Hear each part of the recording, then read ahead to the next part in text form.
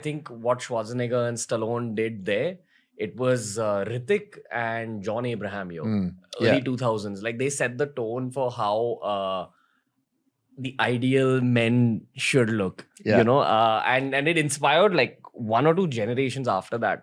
But I want to actually ask you about Hrithik a bit. How did this happen? Because that's how a lot of Indians have got to know you initially as the person who kind of transformed Hrithik. I remember there was this one photo of him on the front page of Bombay Times where he spoke about a transformation, and that's where he really spoke about you. I can't remember when this was exactly, but it was roughly like 2011. 2011, right? Yeah.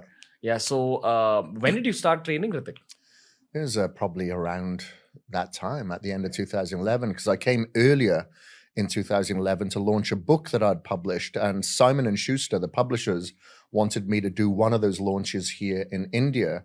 And once I did that, our mutual friend Jag Chima gave a copy of that book to Hrithik. He read the book and he was in a bad way at the time. He'd just come out of a major injury with his back. His doctors had told him to be bedbound for a couple of months, and he had been. And then he asked if I would be interested in transforming him, because he was about to cancel or postpone the shooting of Krish because he wasn't able to get in shape for it. But when I gave him a consultation, I could see that the guy was definitely serious, very intuitive. And so decided to kind of transform him. And, we'd set up 12 weeks, but we managed to transform in about 9.5 weeks because his body responded so well. I'm assuming that his body responded well because he's had years of training behind him. Yeah, it's that. And he's got years of training behind him, but his body responds really, really well. And he's got such a small frame, like the smallest frame I've ever trained. You mean like a skeleton? Yeah, skeleton for sure. Very small wrists, very small ankles, very small knees, joints. So a little bit of muscle on him looks a massive amount of muscle. So when we got in shape for Krish, he looked his absolute biggest, but he was only like 68 kilos. Wow, very, really? and the guy's 6 foot. So there wasn't much to him, but when we were able to pump up specifically for different scenes, carb load, reduce the fluid, he looked very three-dimensional because of the fullness of his muscle bellies, which is genetic as well, along with very small joints. Okay, correct me if I'm wrong here. And I'm literally carrying the chatter that goes on in Indian gyms and carrying it to Chris Gethin himself. So what they say is that with actors who need to get into shape, you would assume that these guys are huge guys. These guys are the biggest guys in the gym. But the situation in reality is that the camera adds a few pounds firstly. And secondly, if you see those same guys in real life, they probably, like if they have a t-shirt on, they'll probably even look skinny. But the moment the t-shirt is off, they look huge. And the camera just picks up that hugeness as even huger hugeness. Is that true? Well, yeah, there's a few things to it. Of course, they're going to get the lighting just right. Now, if I'm there on set, but Hrithik's got a great eye, actually. So the lighting that you would usually have in a scene is very different to allow the physique to pop. You want more harsh lighting. So a lot of people want soft lighting to make you look smoother, younger. You got to go the opposite when you're trying to enhance the physique. So that's going to be one aspect of it. And for every scene, for instance, with Krish, he only looked like that for a few hours. And then the next scene where he has to be topless, we would leave that another week, because then I'd have to carb deplete him all over again, and then carb load, and then pump up and get rid of the fluid from underneath the skin. So it's quite a process to look like that for a few hours. He's not going to look like that all year round. Gotcha. Why don't we talk about this that you spoke about, the what'd you say, carb loading, and depleting? And by depletion, you mean the fluid in the body? Well, we carb deplete, so we don't eat any carbohydrates for several days. Well, maybe as long as a week. Okay. So no oats, no rice, no potato. It's just protein and fibrous carbs. So that would be vegetables, basically, like broccoli, lettuce, cucumber. So, you do that for a few days to completely get rid of all the pump or the glycogen in the muscle. Okay. And then once you're completely depleted, then we fill it up really, really hard. We load hard.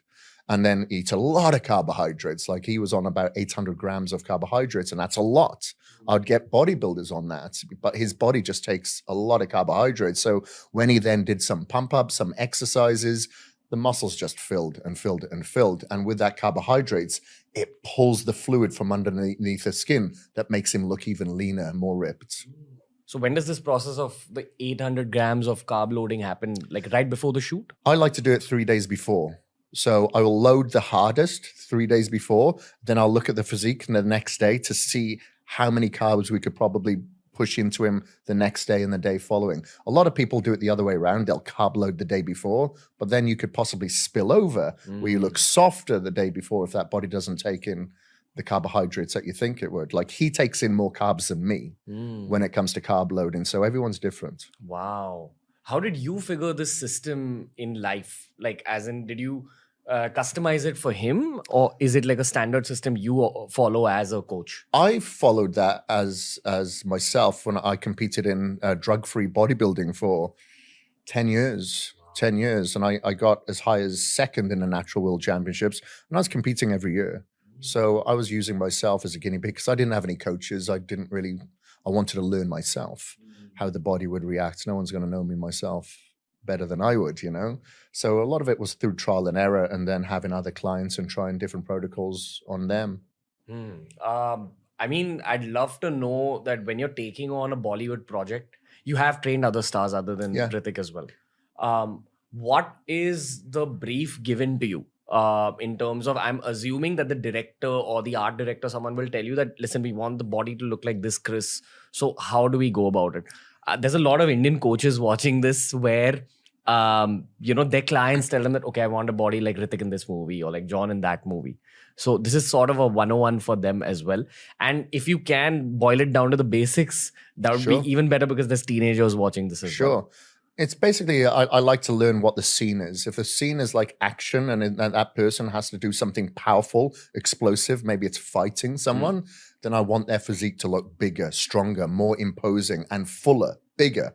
So then I know what sort of carb loading process, depletion process, how much to pump up the physique. But let's say if it's a dance or a romantic video or something like that, then I know the physique needs to look a little bit more slender, a little bit more symmetrical and balanced, less imposing. So then we don't push it as hard. Okay. So you keep an end target of how you want the scene to look like in your mind. Yes. And then everything from the diet to the workout program is altered based on that. Exactly. It's mostly nutrition based. Okay. And mostly, from a pump up beforehand base, how much you're going to pump up. But everything else previous to that is pretty much the same. It's just like the last 3 days, everything changed. You've trained Hrithik Roshan, you've trained John Abraham. I'm sure you've trained many more Bollywood stars. Yeah. Let's specifically talk about these two. When you're helping someone put on muscle, is there a mathematical formula you follow? Like, do you go for X grams of protein per kilogram of body weight? Is it nuanced based on, the particular person? Where do carbs come in? What's your take on fat? You can go as scientific as you want to go. The audience kind of knows the basics, but at the same time, we'll cover everything. We'll cover the basics. We'll cover the advanced stuff as well. Yeah, it's not really that advanced, to be honest. It's very simple. I try not to overcomplicate things. I think when you've got more variables that can go wrong, then you're looking for trouble. So I try to keep it very, very simple. So as an example, we'll talk about Hrithik now because I'm working with him right now and I can remember everything I can recall. Is that I recently had him on like 4,800 calories. What? 4,800 calories, because when I first saw him now, I was like, okay, you need to get in shape, but you have no muscle on your frame. He hasn't been training. So I really need, even though I wanted to diet him down immediately because he's holding so much body fat, we had no choice but go into a mass building phase. So he was eating a lot of clean calories. The only fats that he was having was several egg yolks. He'd have 2 tablespoons of olive oil, and he would have naturally occurring fats. I'd have him to supplement with a tablespoon of EPA and DHEAs as well. But everything else was coming in the form of protein and carbohydrates. Your typical chicken, poultry, your meat, your fish, your protein powder, that's his protein sources. And then the carbohydrates coming from rice, There was some roti in there. There was a lot of potato, oats. And that was it. You know, it's split into 6 meals and a shake every single day. Now, his carbohydrates were higher on his training days than his non-training days, and even higher on chest day, because I'm really trying to bring up that weakness at the moment. He isn't allowed to eat for a good 90 minutes before bed, but his goal is to eat immediately upon awakening. Gotcha. So that's the goal, because obviously he's fasted for a duration.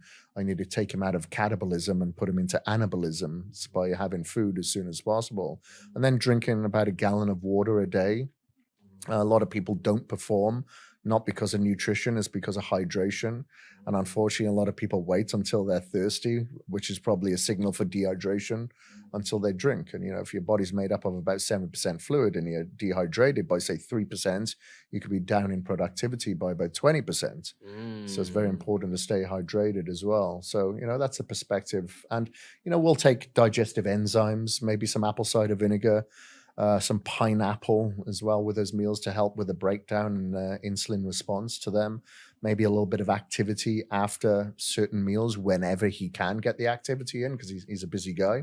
But that's kind of what it looks like. By activity, you mean like a walk or a jog? Yeah, or it something? could be like 10-minute walk. It could be, you know, a lot of the time I'll say, look, hey, wherever you are, if you're in your trailer, I want you to stand up and sit down 50 times. You know, if you're on a plane, you go to the toilet and you go and stand up and sit down, do some toilet squats, you know. Got it. Just to get the body activated. Get the body moving and help with the blood sugar response after having a meal of that size, because he's eating big meals. But now we've gone into the fat burning phase. So those has come down to about 2,800 calories now, and it'll continue to come down now, dependent on how much weight. You know, he's still losing weight on that, so I'm not going to change it. I only make changes when we plateau. Gotcha. Is there like an X number of grams of protein that you stick to in your bulk and your cut?